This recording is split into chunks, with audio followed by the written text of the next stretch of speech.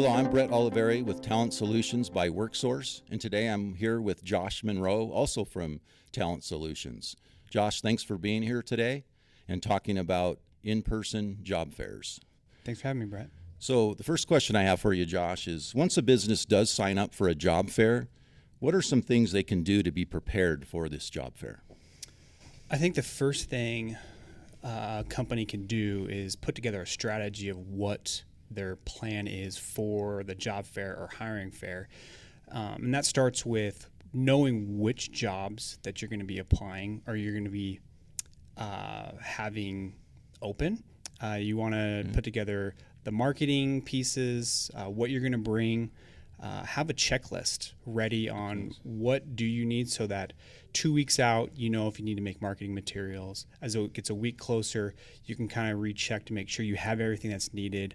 Like if you have like a pop-up banner like what's right behind us right now, making sure all the proper materials are there. And then also figuring out who you're going to bring. Having all of that identified ahead of time will help make the job fair or hiring event a smoother process. Okay. So you mentioned about who you're going to bring. So how many employees do you think you should bring to a job fair? You know, that's a good question. I think you have to look at the size of the job fair. So like, for example, here in Spokane, we have a couple fairly large ones. There's the WorkSource KHQ one that is done every year.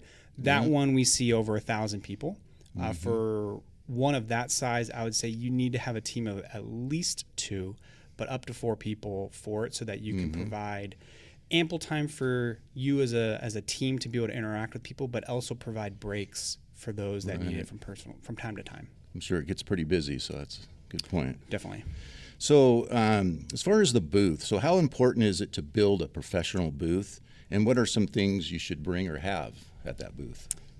Having a professional booth it's vital. It is your first point of interaction with a participant or a job seeker. So making sure that it's set up to represent who you are as a company is really key to your first step on engaging with a job seeker. It's no longer just have a table like we have here and sitting behind it and having the job seekers come and talk to you. It's how do you interact? What type of things are you going to bring people to come talk to you about? So it's really important to make sure that when you're setting up your booth, that it's a representation of your organization, but it's also kind of gives a little insight into who you are as a company. I think that's really important, especially in today's day and age where we're all fighting to get people. Standing out is really important. All right, good point. So I have one more question I was going to ask in it on follow-up, so it kind of relates to the competition out there to get good job seekers. So what are your thoughts on follow-up with job seekers, and how would you go about it? Follow-up is so vital. One of the biggest complaints that we see down at WorkSource from our job seekers is they'll go to an event and they'll talk with 10, 15 different companies, and they'll even apply to some of those organizations, but then they never hear back. That leaves a sour flavor in their mouth. When you collect a resume or if you have job seekers sign up or fill out something, make sure that you are following up, if not the next day, within the next week for sure, so that they know that they made an interaction with you. It also, even if the individual doesn't move forward with your organization, they can at least tell their friends or family members saying like, oh, I applied with ABC company and they actually got back to me. That part right there, that last piece I said, is not heard a lot from the job seekers.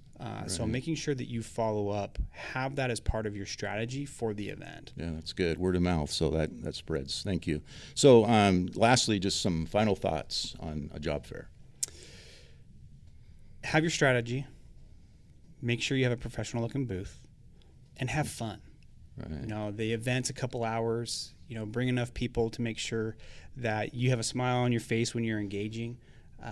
This might be the only time you interact with individuals, but have a good time with it. You know, like when we on Talent Solution have attended these type of events over the years, we always have fun and we go about it, even though we know it's going to be a 5 to 8 hour day. Right. Have fun, because the job seekers will be able to see that you're enjoying being there, and that can say a lot about who you are and who your organization is. Okay, great. Thank you, Josh. Appreciate it.